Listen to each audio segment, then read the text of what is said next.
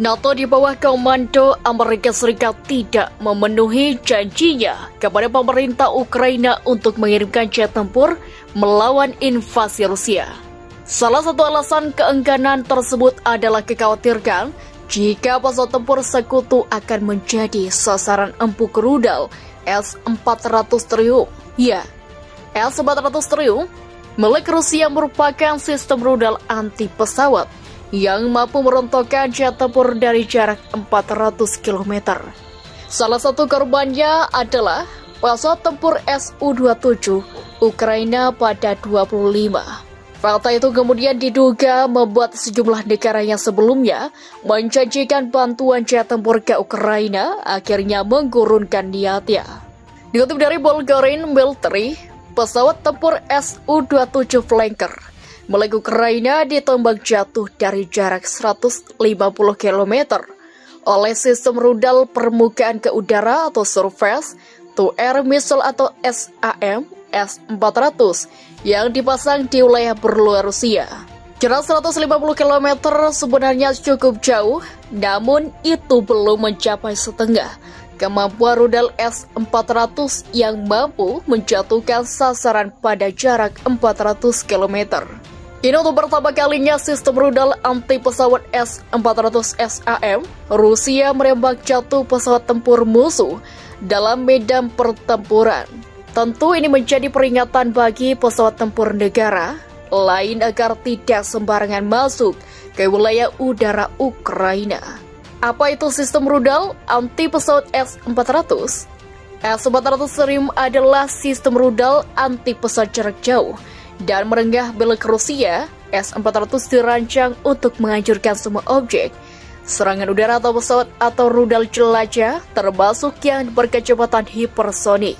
Sistem pertahanan ini diduga digunakan untuk mencegah musuh menduduki atau melintasi wilayah darat, laut, dan udara.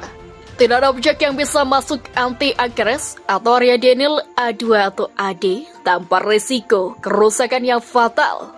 Kecanggihan S-400 membuat harganya di pasar mencapai sekitar $500 juta, sekitar 7,2 triliun. Sistem ini sangat kompleks dan komponennya terletak pada kendaraan lintas berat.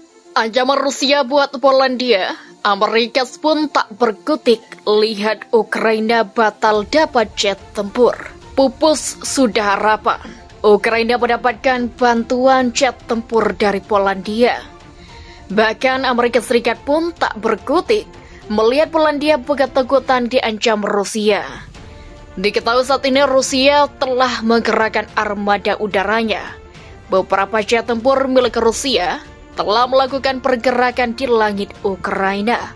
Hingga invasi militer hari ke-12, pesawat jet tempur Rusia telah menggobrak-abrik beberapa kota di Ukraina. Presiden Ukraina, Zelensky, meminta kepada Barat atau Amerika dan sekutu Uni Eropa soal bantuan jet tempur.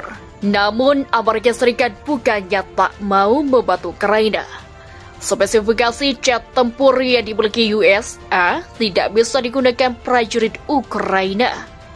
Satu-satunya opsi yakni memakai jet tempur Polandia. Tawaran menggiurkan Amerika ke Polandia dengan memberikan jet tempur dengan spesifikasi tinggi. Dengan catatan Polandia mengirim jet tempur, mereka untuk Ukraina belum bisa mengubah keadaan. Polandia ketakutan diancam Rusia. Ya, Rusia dengan tegas menyatakan bahwa negara manapun yang membantu Ukraina langsung menjadi musuh lantaran dianggap terlibat perang. Sehingga harapan Ukraina soal dapat jet tempur pupus, Amerika Serikat tak berkutik dengan keadaan itu. Bantuan jet tempur Polandia ke Ukraina masih menjadi tanda tanya. Per Senin belum ada kepastian mengenai bantuan tersebut dari Warsawa. Sebelumnya, Presiden Ukraina Volodymyr Zelensky meminta Amerika Serikat atau AS mengirimkan pesawat tempur untuk menghadapi Rusia. Akibatnya, memberi Ukraina F-16 bisa jadi tidak akan membantu sama sekali. Belum butuh waktu tak sedikit untuk menguasai jet tempur jenis baru, apalagi dalam situasi perang. Akan tetapi Polandia dilaporkan menyambut tawaran ini dengan kurang antusias. Pasalnya, Moskow telah mengeluarkan ancaman bahwa mendukung Angkatan Udara Ukraina berarti terlibat konflik, menimbulkan resiko aksi balasan dari Rusia. Kremlin mengatakan setiap upaya proses negosiasi yang gagal dimanfaatkan tentara Ukraina untuk mengumpulkan kembali kekuatan dan sasarannya. Sehubungan dengan itu ditegaskan bahwa penghentian operasi khusus hanya dimungkinkan jika Kiev menghentikan aksi militer dan memenuhi tuntutan Rusia yang telah dibuat dengan sangat jelas, lapor Kremlin. Dilansir AFP, keduanya membahas dukungan keuangan dan sanksi terhadap Rusia ketika negaranya menghadapi serangan yang gencar. Agendanya termasuk masalah keamanan, dukungan keuangan untuk Ukraina, dan kelanjutan sanksi terhadap Rusia, sambung Zelensky. Sementara itu, Perdana Menteri Inggris Boris Johnson mengatakan dunia harus bersiap untuk hari-hari yang lebih gelap di depan atas invasi Rusia ke Ukraina. Menulis New York Times, Johnson mengatakan bahwa negara-negara barat gagal mempelajari perilaku Rusia yang menyebabkan Vladimir Putin meluncurkan serangannya.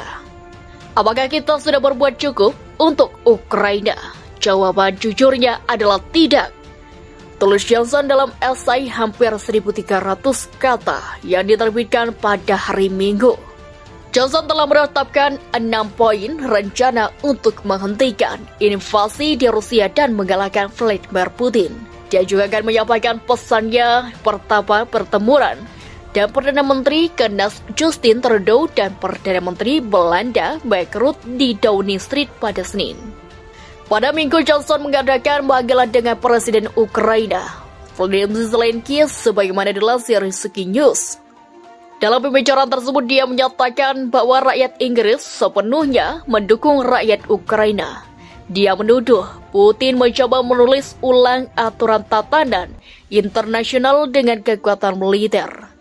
Pada bulan-bulan menjelang invasi Rusia, Vladimir Putin mengungkapkan kekhawatiran atas ekspansi NATO dan menyebut potensi Ukraina bergabung dengan aliansi itu sebagai alasan serangannya.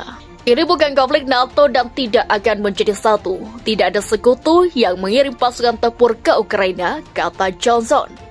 Johnson menuturkan kini dia meyakini bahwa diplomasi tidak pernah memiliki peluang. Tetapi justru karena rasa hormat kami kepada Rusia, kami menemukan tindakan resmi Putin sangat tidak berbudi, imbuh Johnson.